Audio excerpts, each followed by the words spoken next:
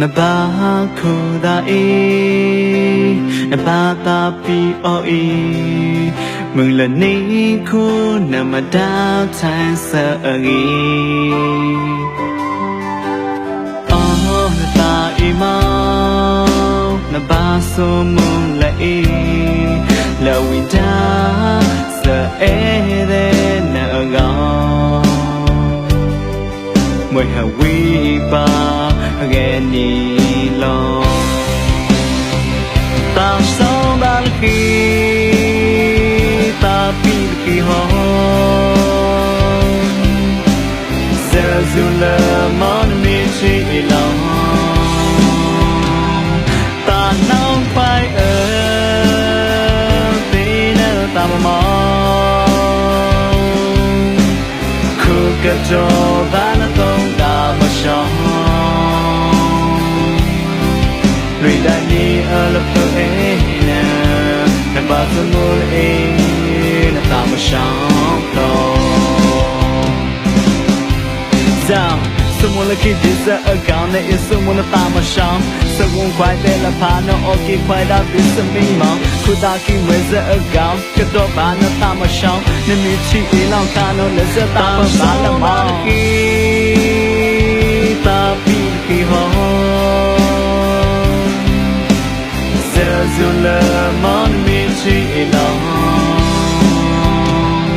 ta nấu phải ở tí nào ta mong khu cái cho ta nó tông ta mà sống lùi đã nhị ở lớp tôi ấy nè nè bao tôi mua ấy nè ta mà sống đâu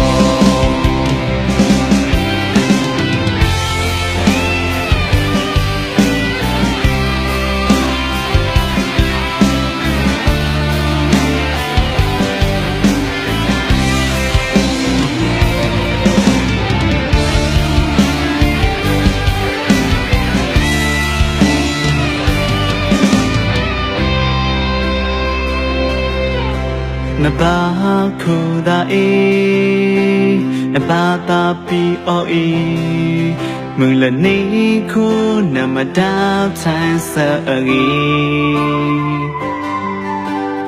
oh na ta e ma na ba so mong la e la wi da sa e de na ga moi ha wi ba again ni lo ta sao ban khi ta pi khi ho se zu le mon mi chi lo ta nau pai ti na ta ma khu ka jo ba na tong da ma sha Lui đã đi ở lớp tôi ấy nè Nè bà thơ mô lệ Nè ta mà sáng đâu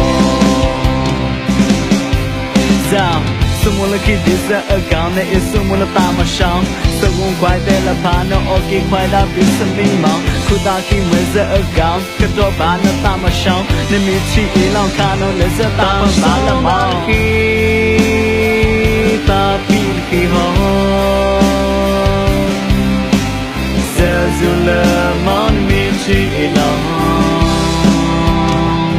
ta nấu phải ở tí nào ta mong khu cái cho ba nó tông ta mà sống lùi đã nhị ở lớp tôi ấy nè